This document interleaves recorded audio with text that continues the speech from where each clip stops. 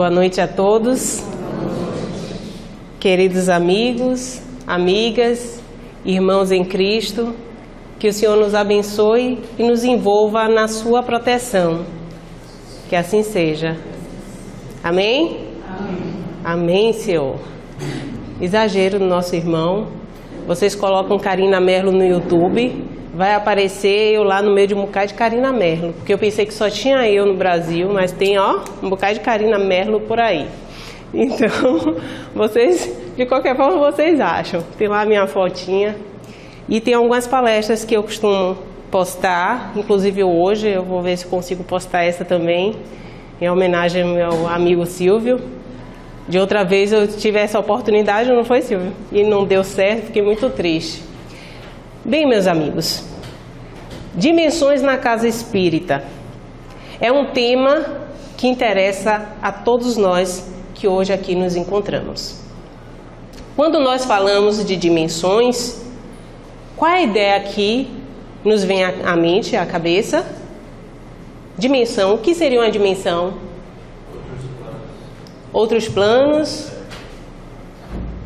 Mas o que é um plano? Plano é como se fosse um paralelo da gente aqui. Um paralelo da gente. Se eu for lá na matemática e eu perguntar ao meu professor de matemática o que é um plano, ele vai me dizer que é um paralelo? Não. Ele vai me dizer que é uma superfície que pode conter determinados elementos, não é isso? Quando a gente fala em dimensão, a gente está falando em praticamente medida, não é? Então, não vou dar aula de matemática, mas vamos entender o conceito, porque nós estamos muito acostumados em falar determinadas palavras, usar no dia a dia e acabar tendo dificuldade depois para poder conceituar, entender exatamente o que seria a etimologia, o significado, de onde vem essa palavra. Quando eu falo de dimensão, eu falo em medida. Por exemplo, se eu tenho uma reta, eu tenho uma dimensão.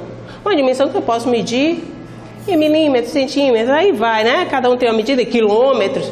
Tem uma reta.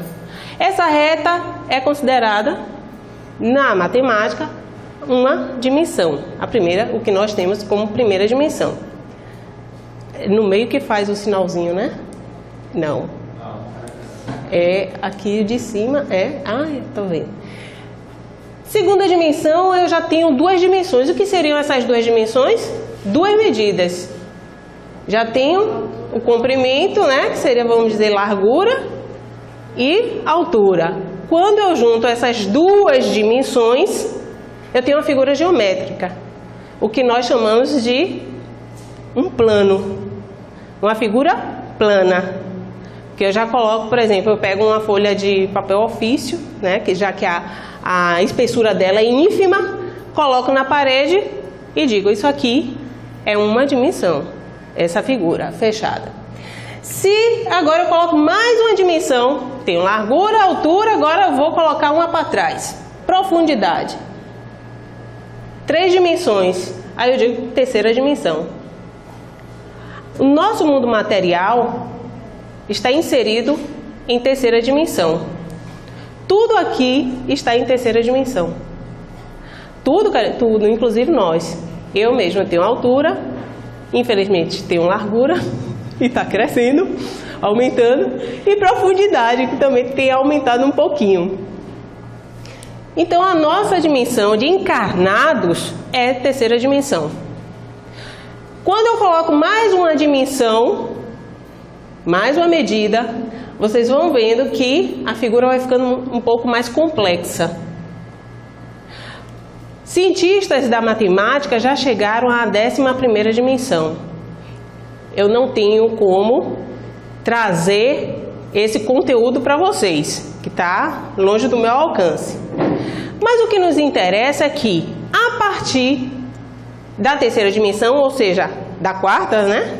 Na verdade, porque a terceira somos nós aqui, no mundo material, a partir da quarta dimensão, já podemos dizer que é o mundo imaterial. E para nós espíritas, o mundo imaterial é o mundo espiritual. Então, meus amigos, imagine quantas dimensões nós podemos ter, é o que nós chamamos de interexistenciais, interagindo uma com a outra constantemente. Quem trabalha em reunião mediúnica aqui vai entender exatamente o que eu estou querendo dizer, onde eu vou chegar.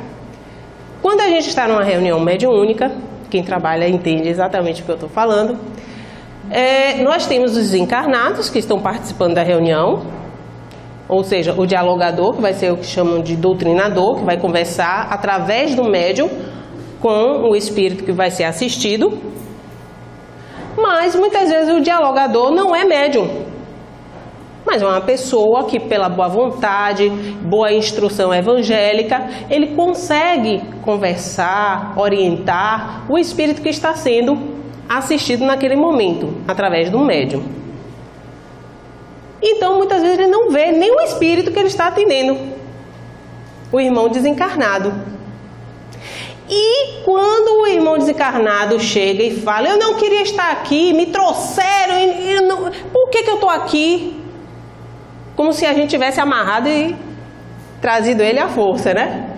Mas não, naquele momento ele se faz presente entre nós, porque é necessário para um despertar para o espírito desencarnado. Alguns ficam muito confusos, ainda muito ligados à matéria, ao mundo material, às suas paixões, e tem dificuldade até de entender que desencarnou. Então precisa de um choque anímico, e a gente trabalha isso em reunião mediúnica. Mas não vou falar sobre reuniões, e sim sobre as dimensões. Então eu tenho ali os encarnados que estão trabalhando na reunião mediúnica. Eu tenho um espírito que muitas vezes não consegue, o próprio espírito não está vendo aquela equipe espiritual da reunião mediúnica trabalhando. Ele não vê. Ele só vê alguém que o levou. Depois que nós conversamos com ele, aí você está vendo, sua mãe inclusive está querendo notícias suas, está tentando há muito tempo, vem lhe acompanhando, quer que você seja auxiliado, está torcendo por você e está inclusive do seu lado.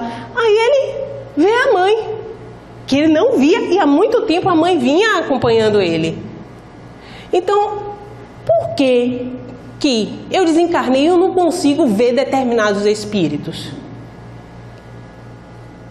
São dimensões diferentes através de vibrações. Cada um está no plano em que vibra, com determinadas funções, e é o que acontece numa reunião mediúnica, por exemplo, na prática.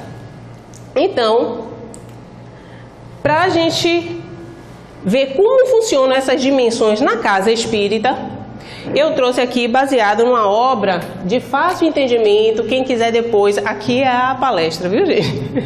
Quem quiser depois pode adquirir, pode pegar em alguma biblioteca o livro Na Seara do Bem, do espírito Antônio Tonini, que a gente vai ver já já, pela psicografia de Luiz Antônio Ferraz. E é uma história bem interessante. O nosso irmão Tonini, ele enquanto encarnado, ele desencarnou cedo, com uns 40 anos, mas ele foi trabalhador na Seara Espírita, na cidade de Votuporanga, em São Paulo, interior de São Paulo. E depois que desencarnou, no mundo espiritual, onde ele se encontrava, numa colônia que infelizmente o livro não traz, não nomeia. Eu acredito que tenha um propósito para isso, porque nós ficamos muito concentrados quando dão o nome de uma colônia, a gente, aquela colônia, fulano vai para lá. E aí começa, porque tudo, por exemplo, para a gente é nosso lar, né? Tudo que vai dar exemplo é nosso lar. Então, ele não diz qual é a colônia, mas diz que advém de lá, com um instrutor. Ele pede a esse instrutor, é atendido no pedido de vir à Terra, a visitar uma instituição espírita, uma casa espírita, para ver como é essa logística, como é o trabalho dos espíritos na casa espírita. Porque nós temos o propósito de vir para cá, trabalhar, a nossa reforma íntima, sem martírio, de preferência. A gente vem para uma reunião doutrinária, muitas pessoas dizem, bora, vamos à palestra, o tema hoje é interessante, vamos. Mas enquanto vocês estão aqui, enquanto nós estamos aqui, nós estamos sendo trabalhados. E o trabalho não é somente na casa espírita. Aqui ele é intensificado para todos nós. Porque nós não estamos aqui por acaso. Desde o momento da ideia de estarmos aqui, já começou um trabalho espiritual conosco. Para vocês terem uma ideia. Então, Tonini, com o instrutor Cândido, eles vêm até essa casa espírita. Está assim um pouco desfocado porque eu tentei pegar as imagens do projeto Imagem mesmo. Ainda eu vou me adaptar a isso aqui. Aí eles estão chegando nesse centro, não é um centro conhecido de Tonini. É a primeira vez que ele vai estar nessa instituição. Quando ele chega, oh meu Jesus, é falta de prática com esse... estou voltando tudo. Quando ele chega, eu não vou mais colocar o negócio para mostrar. Quando ele chega, vai haver uma reunião doutrinária e os espíritos já estão lá horas antes, reunidos, fazendo toda a divisão do trabalho, dos setores. Essas equipes que fazem parte dessa instituição, dessa casa espírita, que são coordenadas pelo espírito Joel, é o mentor, vamos dizer, o mentor da instituição. E, especificamente, nesse centro, eles dividiram as tarefas em 4 setores. Um setor que eles chamam de setor de vigilância, que seria responsável pela segurança do centro. Que segurança é essa? Não é a segurança das violências urbanas, não. Seriam os ataques vibracionais, ataques energéticos, daqueles que ainda estão com energias densas, que não estão aptos a adentrarem no centro, não estão no momento adequado para serem trabalhados. Então, como há um propósito, o que é uma casa espírita? Um hospital de almas, um lugar que deve imperar a harmonia, um lugar de socorro, não é isso? Um socorro emocional, um socorro espiritual, um socorro psíquico. As pessoas geralmente vêm porque se sentem bem ou querem se sentir bem. E como é que vão estar num lugar assim com influenciações negativas? Então há uma proteção e existe uma equipe que zela por isso, que é a equipe de vigilância, do setor de vigilância. Outro setor que é muito interessante trazer é o setor de enfermagem, que alguns dizem que seria um setor de auxílio, outro setor medicinal. Eles chamam aqui no livro de setor de enfermagem, onde nós temos técnicos, auxiliares, coordenados, essa equipe é coordenada por um superior em medicina. Eu acho interessante porque é esse título que é dado ao espírito Dr. Cornélius, e Tonini, surpreso com essa titulação, e vira assim, poxa, o que significa isso, ser superior em medicina? E ele explica, além de ter conhecimentos em medicina, que seriam os conhecimentos técnicos que vocês encarnados têm acesso, esse espírito, ele já tem virtudes muito mais desenvolvidas. Então seria aquele médico que é o ideal, aquele que não só nos examina materialmente quando nos atende, mas examina a nossa alma. Eu costumo dizer que nós vemos um pouco disso nos homeopatas, que eles conversam, querem saber o que é que você vem sentindo, não é sentindo somente fisicamente, mas o seu emocional, se você está passando por algum problema, né? Então, é uma especialização do espírito. Além desse setor de enfermagem, ainda temos o setor de esclarecimento. O setor de esclarecimento é interessante porque são espíritos incumbidos de intuir a todos nós. A nós que estamos aqui na Casa Espírita, tanto como assistidos, né, espectadores, e como trabalhadores. Então, aquela intuição que nos chega, o atendente fraterno que tem que ser constantemente intuído. Muitos falam que o palestrante, ele também é intuído. E esses espíritos fazem parte desse setor de esclarecimento, para que as informações cheguem adequadamente, de acordo com as nossas necessidades. Além ainda desse setor, nós temos o setor de comunicação, formando então, finalizando 4 setores dessa casa. E o setor de comunicação é interessante, porque ele tem 2 papéis que eu acho assim bem diferentes. Eles são espíritos que têm a habilidade de lidar com determinados instrumentos que são criados no mundo espiritual, como se fossem instrumentos tecnológicos.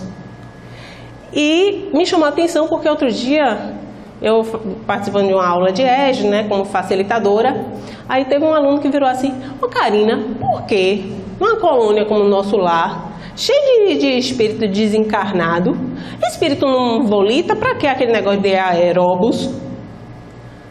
Aí a gente fica assim, pô, é mesmo, se você está liberto da carne, você pode fazer tudo, não é? Não, não pode. Aí vai entrar o seu grau evolutivo,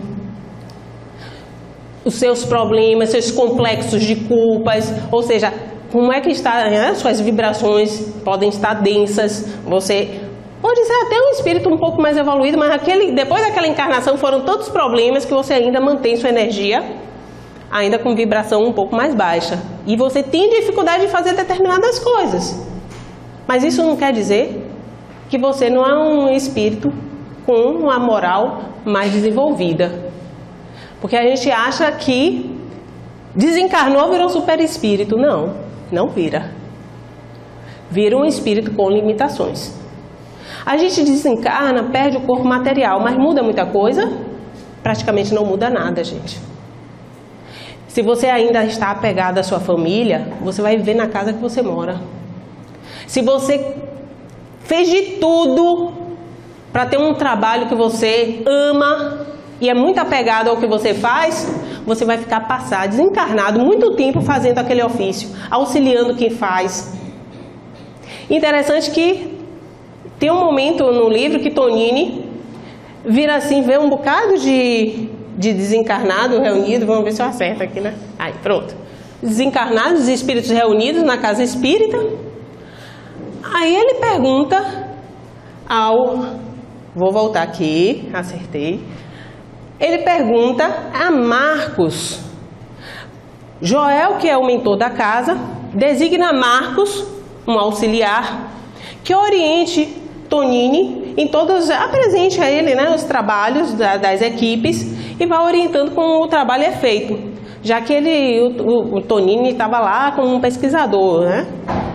E então ele chega no salão e vê aqueles espíritos todos reunidos, desencarnados, e fala: nossa, eu não esperava que o número fosse tão grande. Eu pensei, uma equipe assim de 10, 15, né? A gente vai para uma mediúnica, a gente imagina uma equipe no máximo de 10 espíritos. Não, às vezes podem ser até 50 espíritos, aí você, mas tudo ali enfiado com a gente. Calma. Estamos falando de dimensões. A casa espírita não é somente a matéria, as paredes aqui, o piso, como nós enxergamos, como nós estamos. A casa espírita é muito maior que isso. Primeiro que a implantação dela nasce no mundo espiritual. Não é assim do nada. O projeto vem de lá. E aí encontra as pessoas adequadas para desenvolver, implantar, e vai crescendo, vai melhorando o trabalho aqui, desenvolvendo outro ali. Tudo que é feito na casa espírita, nós temos espíritos auxiliando. E vão chegando os espíritos trabalhadores. Aí, alguns trabalhadores vão desencarnando e continuam com trabalhadores da casa. Aí quando o Tonini chegou no salão, viu a quantidade de trabalhadores, nossa, aí Marcos falou, olha, tem muitos deles que já trabalharam enquanto encarnados aqui conosco. Hoje estão desencarnados e nos auxiliam. Muito interessante. Aí já o Joel, que é o mentor, que está aqui no meio, já designando as tarefas para a noite. Ainda não começou a reunião. E Tonini avista dois espíritos estrategicamente posicionados com um instrumento que emitia uma luz muito forte. E ele falou, o que é aquilo? Parece um equipamento que eu não conheço. E realmente é um equipamento deles. E Marcos explica, olha, Tonini, nós estamos aonde? Essa casa espírita está onde, gente? Na Terra. Não é isso? Esses espíritos estão aonde? Na Terra. O que nós chamamos de crosta terrestre, né? Na Terra. Então eles estão recebendo todas as vibrações da psicosfera terrestre. Que vibrações são essas? As nossas de encarnados e as dos desencarnados que continuam conosco. Só para vocês terem ideia, a gente está falando cerca de 7 bilhões encarnados, mais uns 30 desencarnados, 37 bilhões de mentes pensantes. E geralmente não pensam coisa boa. A maior parte dos nossos pensamentos, nós temos que educar os nossos pensamentos. E aí é necessário, esses instrumentos se fazem necessários para a proteção da casa. Então Marcos explica, olha, esse instrumento é como se fosse um jato de energia condensada. Quando um espírito que não é selecionado, não é permitido estar conosco, mas por algum motivo, ele consegue adentrar no recinto, nós conseguimos repelir com esse jato de energia condensada. Aí eu me lembrei daquele filme Matrix, que quando atiravam um Neo, aí vinha uma super força que fazia umas ondas assim, ele chega a se curvava. Eu não sei quem assistiu Matrix sabe o que eu estou falando, como se fosse uma onda que fazia vucu, vucu, vucu, vucu. Mais ou menos isso. Porque quando a gente fala em arma espiritual, pensa, né? Poxa, vai maltratar o espírito, vai dar um choque, vai fazer... Não, todo o trabalho dos espíritos na casa espírita é um trabalho de amor, paciência e de educação. Então, depois dessa explicação, Tonini passa pelo setor de passes e verifica que os espíritos já estão arrumando o local dos passes. Com essas ânforas, eles quando passam, Tonini, que é isso? Essas jarras, né? O que ele chama de ânfora, com um fluido muito brilhante. Ele, que fluido é esse? E Marcos, esse fluido é um fluido especial, é retirado de algumas plantas, alguns vegetais. E nós vamos utilizar esse fluido com a dosagem adequada para aqueles que inclusive vão precisar fazer tratamentos. Então, a água será fluidificada para todo mundo, será distribuída em benefício de todos. Entretanto, os que estão fazendo o tratamento receberá uma quantia, uma dosagem desse fluido específico. Aí ele, nossa, que negócio interessante. E eu entendi, finalmente, uma cirurgia que um personagem do livro Painéis da Obsessão, de Manuel Filomeno de Miranda, Argus, quando faz uma cirurgia encarnado, ele tem um problema no pulmão, é necessário retirar uma parte do pulmão, praticamente a metade, né? Uma das partes, e depois que ele passa pela cirurgia material, à noite os espíritos vão fazer a cirurgia espiritual e retiram ele, né, parcialmente do corpo, ou seja, em desdobramento noturno, emancipação da alma, retiram ele do corpo e vão fazer o auxílio. Eles utilizam esse tal de fluido vegetal, e eu ficava assim, que era um fluido esverdeado, muito brilhante. Aí eu falei, pronto, meu Deus do céu, tá tirando o sangue do homem, botando esse negócio verde.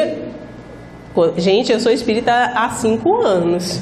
comecei a ler esses livros no meu primeiro ano. E eu ficava, como isso acontece? Eu não sabia nem o que era fluido cósmico universal. Então, olha como é interessante, como é importante nós estudarmos.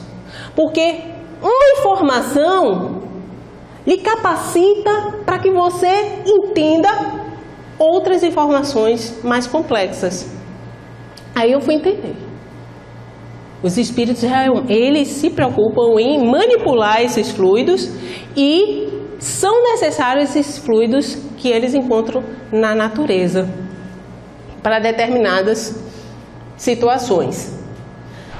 Aí depois que Tonino explica isso, eles voltam para o salão e verificam que os espíritos estão arrumando a mesa, onde ficarão os mentores da casa, né, que vão receber, fazer a sustentação, o palestrante. E que aparelhos são esses? Olha os aparelhos tecnológicos. Interessante que o Marcos não consegue nem nomeá-los. Mas esse livro foi escrito em 1996. E os aparelhos que ele demonstra, vocês podem notar aqui, que parecem como se fossem celulares, aqui parece até um Samsung, né? Celulares, alguma coisa assim, com a leitura que eles fazem vibracional,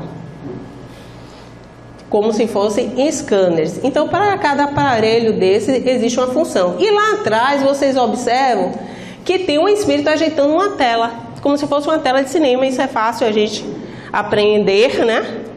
Mas por que essa tela? Essa é uma tela, imagine que nós estamos em outra dimensão. Eu estou aqui apresentando no PowerPoint, no Datashow, essas imagens. Mas os desencarnados que aqui conosco estão, talvez nem estejam vendo essas imagens, e sim outras projeções do mundo espiritual em uma tela que está aqui que a gente não vê. Estão entendendo? Que seria muito mais interessante. As imagens, claro, né? Mundo espiritual. Aqui é uma cópia imperfeita de lá, né? Então, o que é que eles fazem? Instalam essa tela para que os desencarnados tenham a oportunidade, enquanto o palestrante, o orador, ele fala alguma mensagem evangélica, por exemplo, uma passagem da vida de Jesus, e aí é retratada, é reproduzida. Então, de uma forma realmente de levar a informação de uma forma mais interessante. Eu gosto muito de utilizar, Silvio sabe disso, imagens nas palestras. Eu sou muito visual. Quando eu vi isso, interessante, eles usam um recurso que eu adoro. Eu aprendo as coisas olhando figurinha desde pequena. Então tem essa tela que os desencarnados mais tarde vão usufruir. O centro já está para abrir e parece que é mais uma abertura de uma liquidação, né? Todo mundo assim esperando o centro abrir. Esse é um centro que é socorrista, é um centro que faz cirurgias, é um centro onde todos se sentem felizes de estar lá dentro também, aqueles que já são frequentadores. Então eu fico ansiosos esperando atrás da porta para quando o zelador abrir a porta, parece que entra todo mundo correndo, como se fosse uma liquidação. É brincadeira, bebê. Mas eles estavam aguardando a abertura do centro, o zelador vai lá e aí é a frente que é retratada pelo projeto Imagem, a frente desse centro, dessa casa espírita.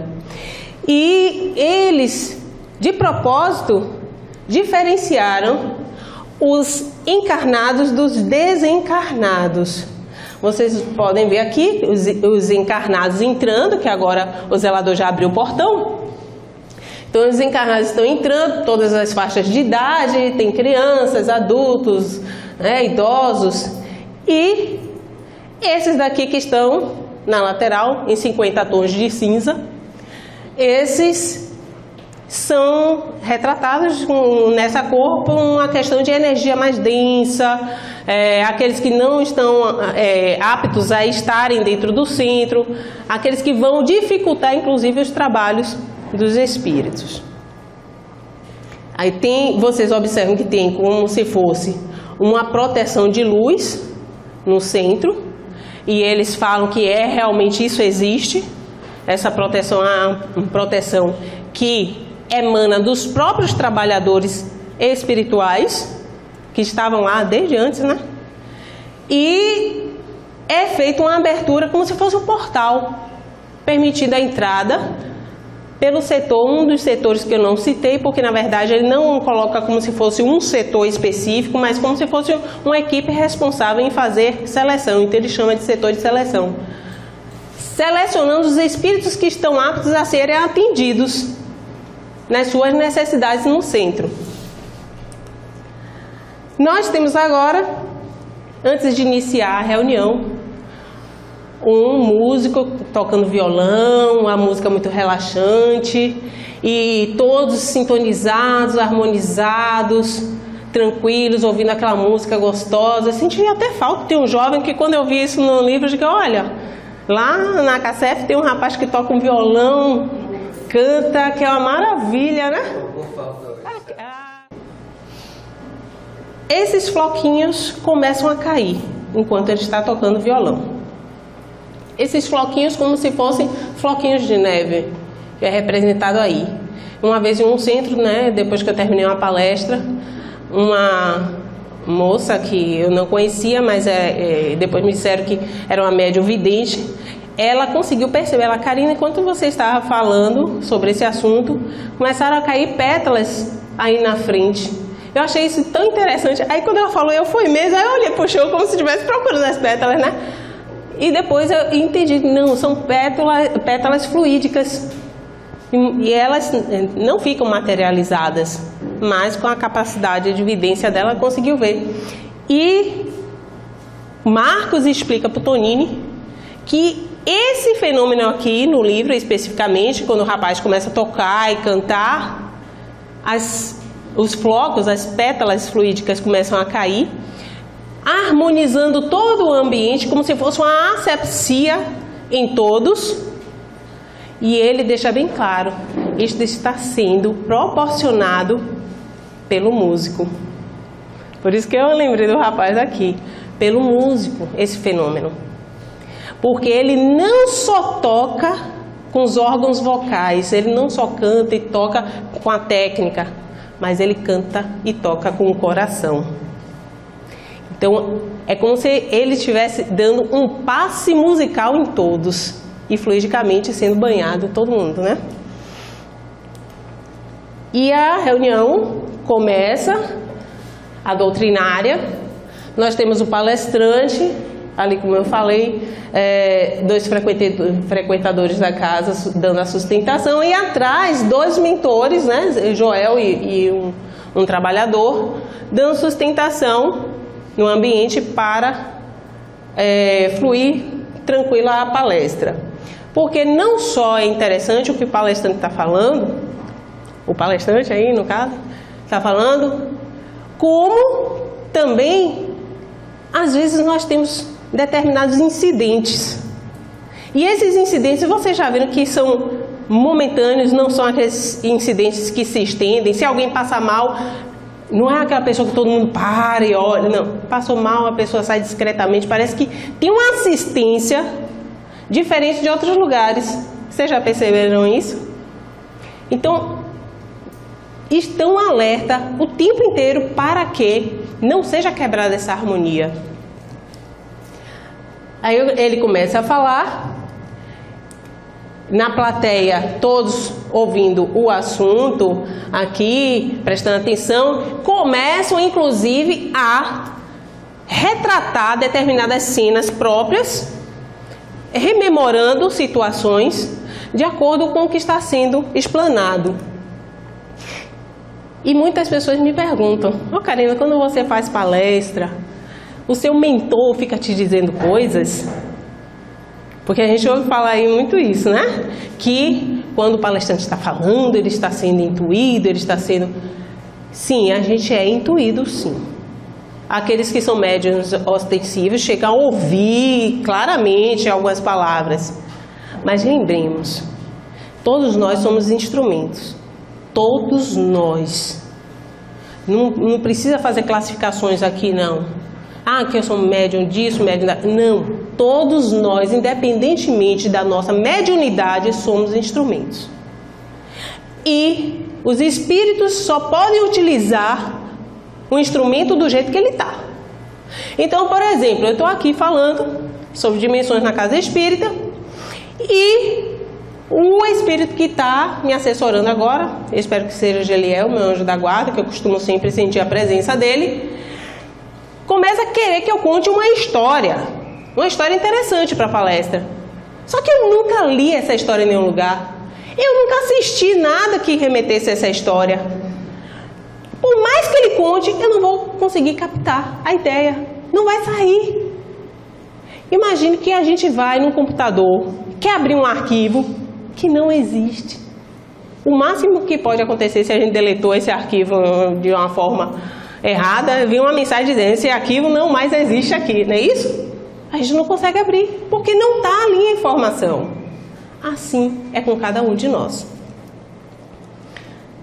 E à medida que ele vai falando, como eu disse, as situações, as pessoas na plateia vão se remetendo, pensando, olha, de vez em quando eu até ouço algumas coisas, bem que ela falou, aquele palestrante eu achava, né, que era influenciado.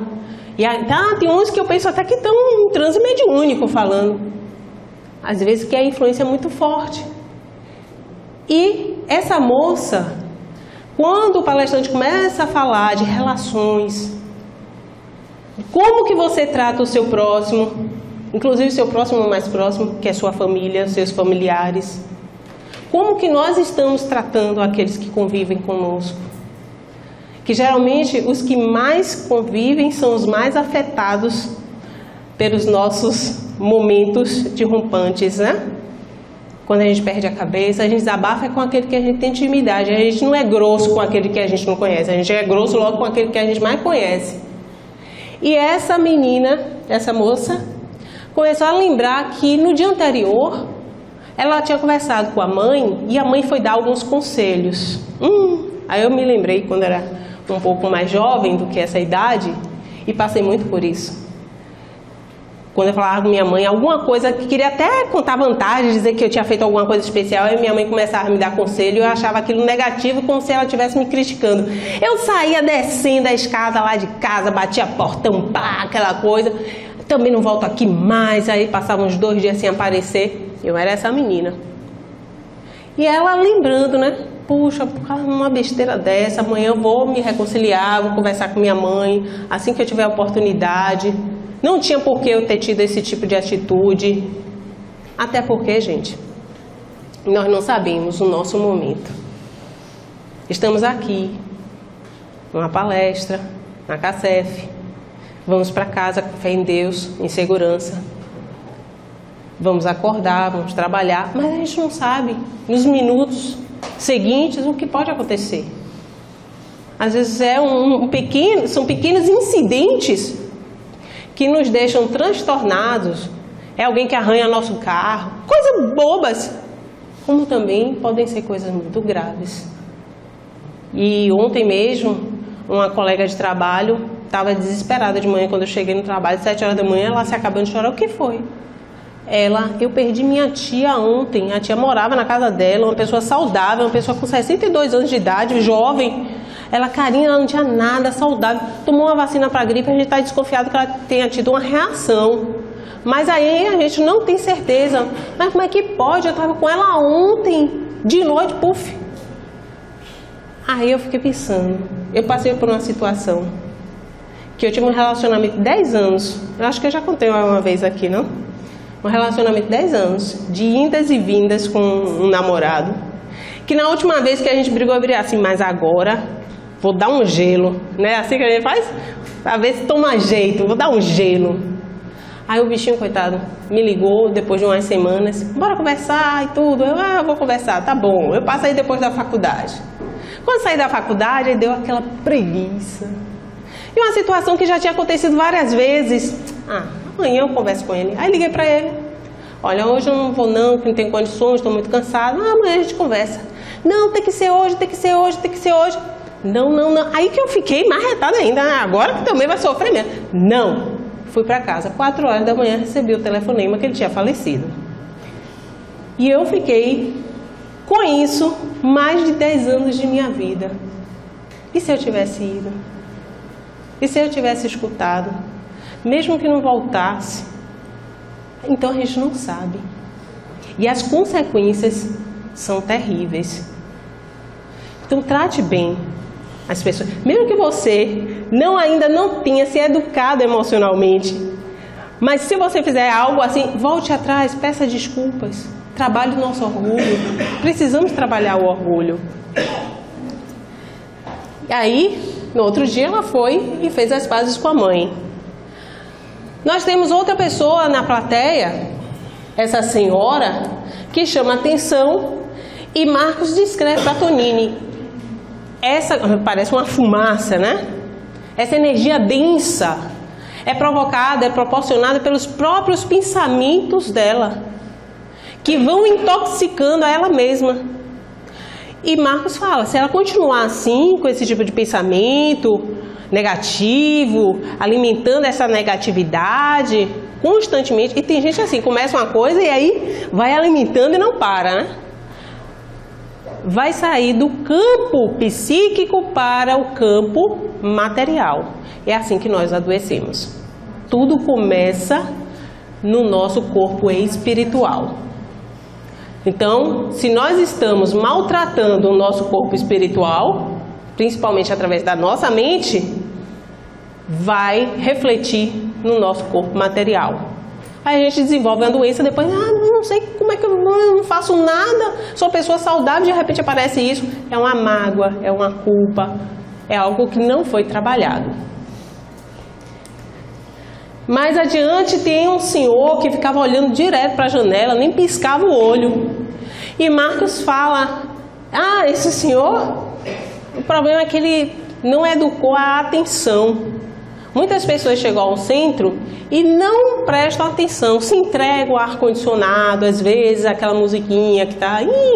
Tem umas que deixam até uma musiquinha de fundo. E a pessoa acaba relaxando e apaga. Outras começam a fazer lista de mercado, outras começam a fazer um plano da viagem e não estão ali, psiquicamente e espiritual. Não estão ali, já se projetaram, estão em outro canto. Não aproveitam esse momento no centro. Esse senhor, ele estava pensando nas tarefas do trabalho, as coisas que tinha que fazer no outro dia, o que ele tinha feito durante o trabalho, que ele estava cansado. E Marcos fala, ele não vai aproveitar nem um pouco das benesses que nós estamos proporcionando. Esse senhor que nós vemos aqui atrás, né, parece até Chico Xavier, um pouco mais moreno, dormindo. Aí ele explica, esse é um trabalhador braçal, então é uma pessoa que chegou realmente muito cansada no centro. E aí, realmente, a atmosfera do centro, a gente chega aqui, né? A primeira coisa que a gente faz, se eu bocejar aqui, vocês sabem que bocejo contamina, né? É contagiante. Aí começa todo mundo a bocejar também. Então, o senhor relaxou e apagou o bichinho, coitado.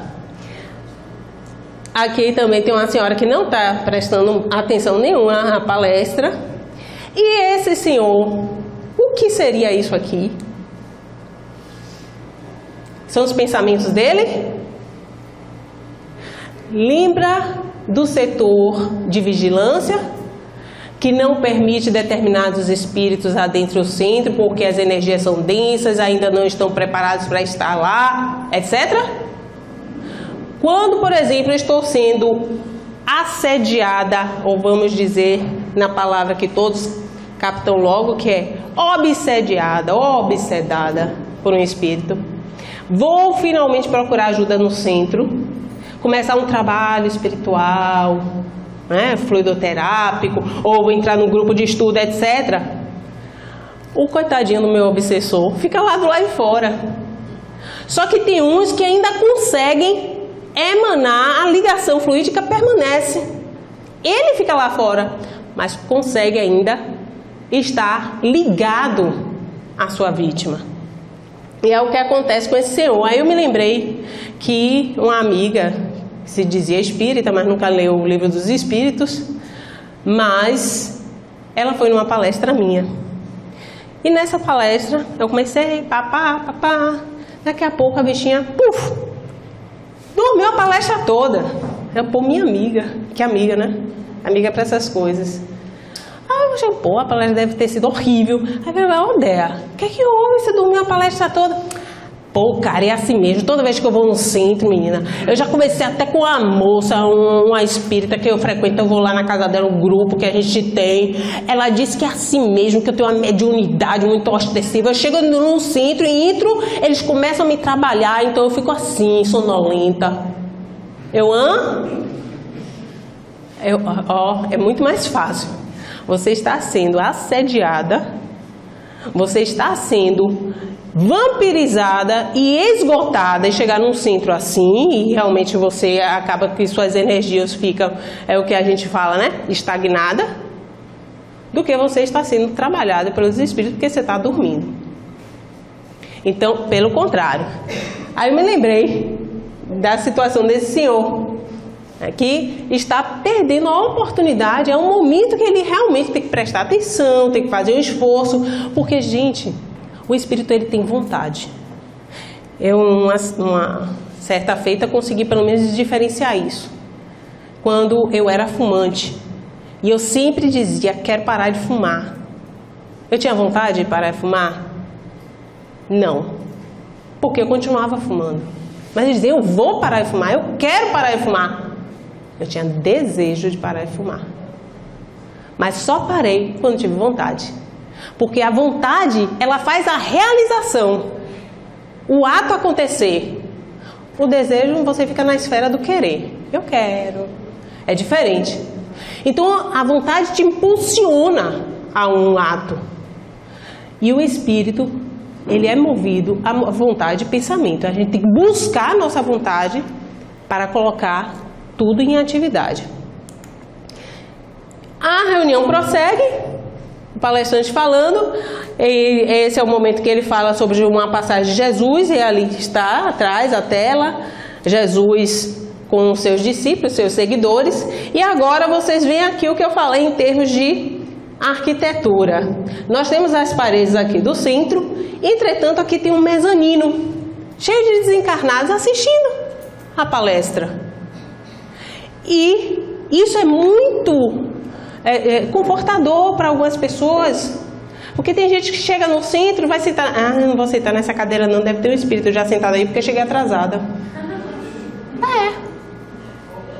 Já teve gente me perguntando, Karina, disseram hoje que o centro estava lotado de espíritos desencarnados, e como é que é? Porque eu não vi uma cadeira vazia. Eles sentam aonde? No nosso colo? Teve esse tipo, já me perguntaram isso. E a explicação é essa. Há uma estrutura interdimensional. Eles têm um próprio projeto espiritual. Então tem o mezanino, as paredes elas são mais largas. O centro não é o que só nós conseguimos avistar com os nossos sentidos materiais. É muito mais. Avançando, aí nós temos uma parede que eles colocaram para a gente ter acesso já a outra sala, são duas salas interligadas. E nessas salas temos crianças com algumas encarnadas, vamos dizer que seria a evangelização infantil. Temos uma monitora e essas duas mulheres que estão aqui são espíritos que estão aprendendo com as evangelizadoras como lidar com as crianças, algumas treinando para fazer esse trabalho posteriormente e outras aprendendo para se preparar para a maternidade quando reencarnarem. Porque muitas mulheres falham com a missão da maternidade. Algumas rejeitam seus filhos, algumas evitam ter filhos. E aí é o momento que elas conseguem aprender como conviver com essas crianças. Lá atrás nós temos outro grupo, um grupo de crianças maiores e com a mesma função.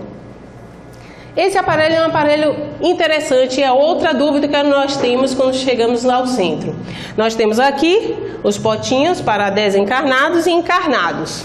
Então nós colocamos aqui no papelzinho o nome da pessoa, querendo orações, querendo vibrações, querendo auxílio para essa pessoa. Eu me lembro que eu tinha uma lista no meu celular que chegou a ter mais de 50 nomes. Eu, na véspera, eu copiava os nomes, tudo no papelzinho, encarnados. A lista de desencarnados, graças a Deus, era menor, mas encarnados era enorme. E era um tal de Karina, bote meu nome lá no centro. Karina, ore por mim. Aí depois de um certo tempo você vai ficando mais tarimbada, né? Aí as amigas quando chegam assim, ore por mim. Aí eu não vou orar não. Oh, mas cadê a caridade? Cadê a vergonha? Então, porque, né? Tem que buscar, mas tem essa coisa, né? Ore por mim, né? Não? E cadê a vergonha? Vai lá e reze, vai orar por você. Você não sabe rezar, não sabe orar? Não fale com Deus, Deus me ajude. Isso é uma oração. Entre em sintonia, queira realmente. Então, esses nomes, eles aqui estão passando como se fosse um scanner, tá vendo? No livrinho, porque tem alguns centros que são cadernos, que colocam os nomes, aí eles estão passando como se fosse um scanner. E a depender da intensidade, do interesse no auxílio daquela pessoa, do nome, ou seja, eu, Karina, eu quero muito que Silvio seja auxiliado por causa de um problema que ele está passando, eu boto lá o nome dele, Silvio. E durante a reunião, oro por ele, peço que ele seja auxiliado. Essa intenção minha é tão intensificada que eles valorizam. Mas aqueles que eu chegava com meu celular e copiava e virava assim, porque a mãe não vai dar tempo nem de colocar e já ir com o papelzinho pronto. Quantas pessoas ali eram pessoas que eu mal conhecia? Às vezes alguém vira assim, olhe, minha tia faleceu, bote o nome dela. Não sei quem é a tia, vou botar por botar. Boto porque, né? É caridade, né? Não é falta de vergonha, é caridade. Mas não é a mesma coisa de alguém que você gosta, que você convive, que você quer bem. Então, o seu desejo, ele é captado por esse scanner deles aqui. Nessa instituição, aí cada um tem uma forma de trabalhar.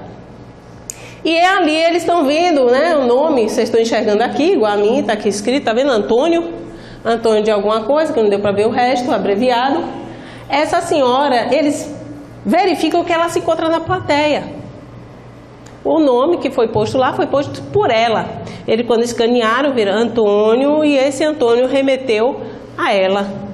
Ele, essa senhora, vamos entender o que é que ela está passando. E ela, sim, ela estava durante a reunião, a doutrinária, vibrando pelo filho, pedindo pelo filho, porque Antônio estava passando por uma situação que ele foi abandonado pela mulher, a mulher se aventurou com outra pessoa, largou ele com os filhos e ele estava pensando em suicídio já.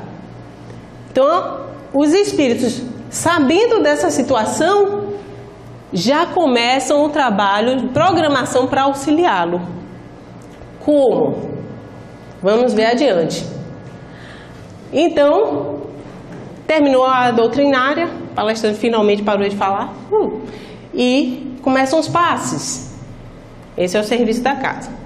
Começam os passes, os passistas vão lá, e Marcos chama atenção para esse momento. Vocês sabem que o passe não é somente importante aquele que doa os fluidos, mas principalmente o receptor, ele tem que estar apto a isso, a receber esses fluidos. Então, nós somos aconselhados, principalmente quem já fez curso de passe sabe disso, quando vamos tomar passe, conectar com a espiritualidade maior. Quem sabe seu mentor, seu anjo da guarda, concentra nele. Muitas vezes a pessoa se remete a Jesus, a figura de Jesus, tenta imaginar, conectar-se, faz uma prece e aí consegue usufruir de todos os benefícios fluidoterápicos do passe. E o Marco chama atenção, por exemplo, que no momento que essa senhora faz a prece, o perispírito dela chega a dar uma afrouxada, ele se expande. E isso faz com que o benefício dos fluidos seja intensificado. Só porque ela está numa sintonia muito mais elevada, porque se preocupou em fazer uma prece, Não está ali como esse senhor aqui, que está tomando o passe, mas preocupado que amanhã ele tem que fechar uma venda de um imóvel. A diferença é essa. Será que ele vai ter o mesmo proveito que ela? Claro que não. Então o passe depende também muito do receptor. E a água fluidificada.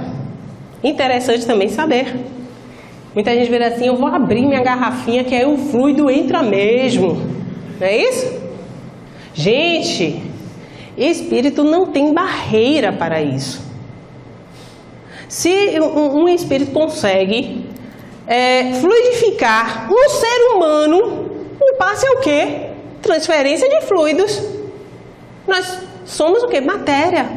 Graças a Deus, 80% de água, que é um bom condutor fluídico. Então, o que seria uma garrafinha PET? Até porque ele chega a dar essa explicação que eu achei fantástica, porque eu gosto muito quando a coisa vai para o científico, né?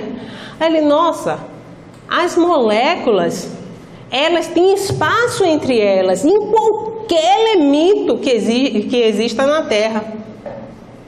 Os cientistas já verificaram, até o elemento mais denso, em que as moléculas estão mais apertadas, existe espaço entre elas. O que é isso para a espiritualidade? Nada. Já estou finalizando, viu? Então, eles fluidificam a água. Inclusive, tem algumas águas que vão beber em comum, mas existem aquelas que são para tratamento. Lembra aquela ânfora com os fluidos especiais? Nesse momento, há essa transferência de fluidos para determinadas pessoas que fazem tratamentos. E agora nós estamos adentrando no atendimento fraterno.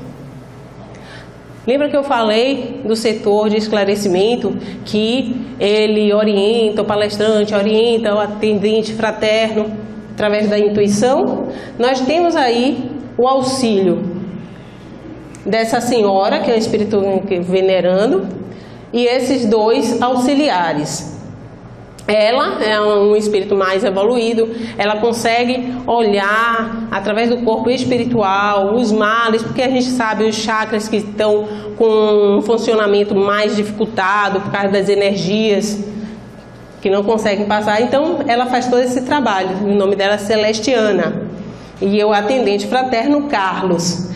Ele atende um senhor que chega com problema de saúde física. E fala do problema para o atendente. Olha, eu já estou com toda a parte do fígado prejudicado e tudo, né? Pode ser que não tenha nem mais jeito, mas eu quero fazer um tratamento espiritual, né? Assim, quero fazer um tratamento espiritual. Às vezes eu quero fazer uma cirurgia espiritual. E o Carlos aconselha que ele faça o tratamento espiritual, mas que continue com a medicina tradicional. Que a medicina tradicional é uma bênção para todos nós. No livro Libertação, livro Libertação, tem uma moça que é assediada por 60 espíritos obsessores, 60, não estou dizendo 6, espíritos obsessores, todos eles coordenados, né, a vingança pelo bispo Gregório. Essa moça, ela começa a ter distúrbios psicológicos, né, e é levada para o médico. Depois que ela é atendida pelo médico, o médico inclusive chega a falar para o marido dela, olha, seria interessante até levar para uma casa espírita. Aí o André Luiz ficou surpreso com isso. E o instrutor que estava com ele explica, olha, não existe um médico na Terra que não seja assessorado por um espírito com essa função. Todos são auxiliados. Inclusive o médico mais materialista e que não crê em nenhum tipo de religião. Está lá no livro Libertação. Também no livro Libertação tem uma missa que essa moça vai e também caem essas pétalas que eu falei da hora do cantor, justamente durante a missa. Aí é uma moça, a Célia, que chega muito perturbada no atendimento fraterno, muito desequilibrada. E esse desequilíbrio estava sendo causado por um espírito obsessor. Ele tinha sido seu marido em outra encarnação, e desde quando eles tiveram, né, essa passagem juntos, em que ela acabou traindo ele com outro, inclusive roubou muita parte da riqueza que ele tinha, roubou dinheiro, roubou determinados bens e fugiu com outro. Essa mágoa perseguiu, ela já reencarnou outras vezes e ele continuou perseguindo ela. E ela finalmente foi para lá num centro pedir ajuda. Carlos não percebe, depois que ele é trazido com autorização especial, que ele estava do lado de fora. Aí a Celestiana, que é responsável por esse trabalho, pediu autorização, foi autorizado. Ele, quando chega e ela começa a conversar com ele, ele fala: o que é isso? É uma armadilha? Como se dissesse: eu não podia entrar, agora estou aqui, vocês estão falando comigo? E aí começa um trabalho de orientação. A menina não está vendo ele, ninguém sabe o que se passa, e o trabalho espiritual já começou. Mais tarde, a Célia será também auxiliada durante o sono. Vai sair do corpo e vão tentar um perdão entre o casal, que é praticamente o que nós temos no caso de Sigismundo. Quem leu aqui, Missionários da Luz, sabe desse caso, que Adelino, ele precisa ser pai de um desafeto do passado e rejeita essa opção. Está sendo trabalhado o perdão durante a noite, durante o sono, para que finalmente o casal receba o desafeto dele como filho, que seria o Sigismundo. Mas, mostrando um pouco as dimensões fora da casa espírita, para vocês terem ideia, o casal está dormindo aqui, os corpos estão aqui, e Adelino emancipa durante o sono, ou seja, sai do corpo, né? Mas a ligação continua, lembra, com o fio fluídico, que alguns chamam corpo de prata. E Raquel está ali do lado também, saiu do corpo, está conversando com a avó.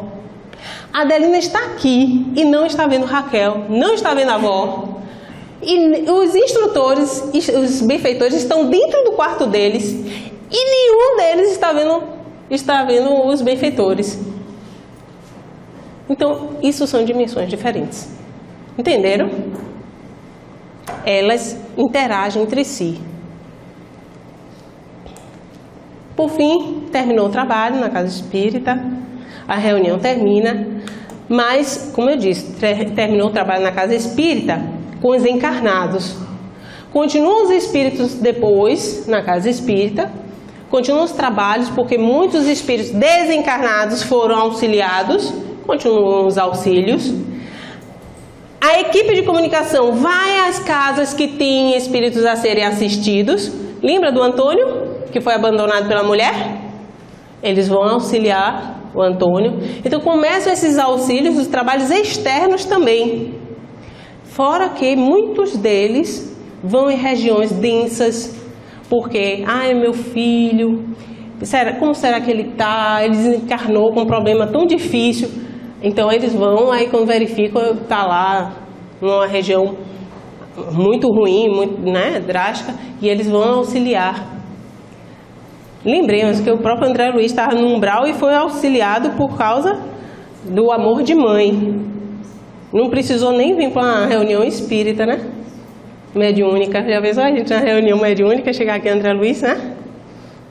Graças a Deus não precisou. Pois bem, gente, encerrando, aí são os créditos que nós temos da obra Na Seara do Bem, que eu passei no início. E essa mensagem que eu trago no nosso confrade, Adenauer Novaes, está no livro Psicologia e Universo Quântico, um olhar sobre o paradigma espiritual, e ele diz: enxergamos, ou seja, percebemos, pela consciência em 3 dimensões, que é o nosso caso.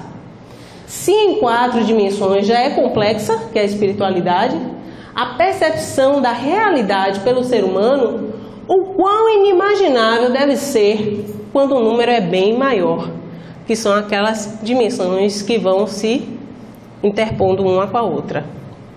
Eu espero que tenha ficado bem claro, né, como é esse trabalho.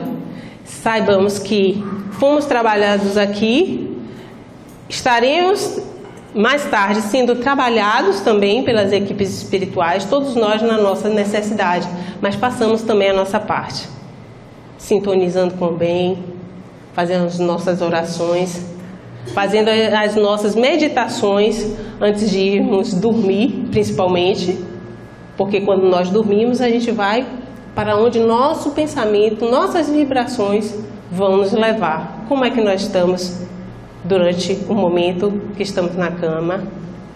Então, que Deus harmonize o coração de todos vocês, que o meu, graças a Deus, ele já está trabalhando direitinho, com muita paz, que essa ajuda, esse auxílio chegue para cada um de nós, dentro das nossas necessidades, para cada preocupação, venham a benesse. Muita paz a todos.